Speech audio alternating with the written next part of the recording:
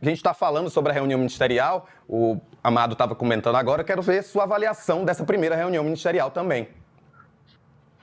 A gente precisa ver, primeiramente, que o trecho que foi transmitido, ele mostra essa intenção muito expressa do Lula de fazer um contraponto a tudo aquilo que o Bolsonaro fez durante o governo dele. Ele continua se utilizando muito dessa imagem, né, dessa semiótica, para demonstrar que realmente ele é o contrário daquilo que o Bolsonaro acabou executando. Então, ele focou muito em falar da relação com o Congresso, que tem que ser boa, inclusive acenou para o Congresso de forma muito positiva.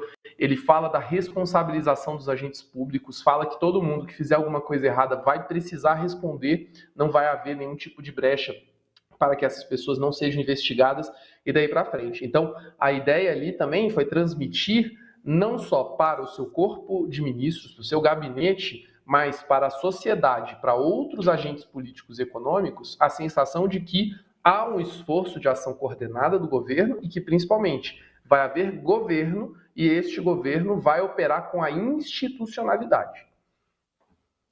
Isso que você coloca é importante, até porque um dos recados do Lula foi de que quem errar vai estar fora do governo. Mas, por outro lado, o governo está tentando aí minimizar essas notícias envolvendo a ministra do Turismo, a Daniela do Vaguinho. Com essa composição, então, tão heterogênea no primeiro escalão, tem como alguém não errar? Você acredita que isso é possível?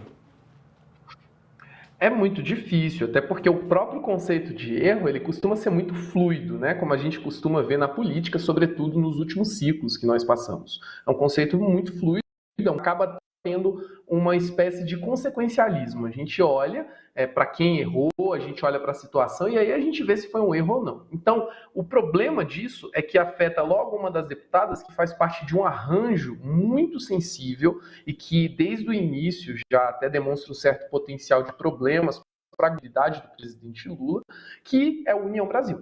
Então, qualquer coisa nesse sentido vai ser muito sensível. Então, vai precisar haver uma habilidade do governo para lidar com isso, sem melindrar mais ainda ânimos parlamentares, porque, como a gente pode observar, nesse momento, não falar em uma maioria nem para o governo e nem para a oposição, o governo precisa de números no Congresso para conseguir aprovar suas pautas prioritárias.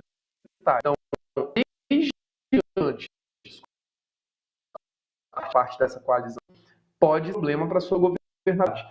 E não se pode dizer que a deputada também vem com uma forte, ela vem com...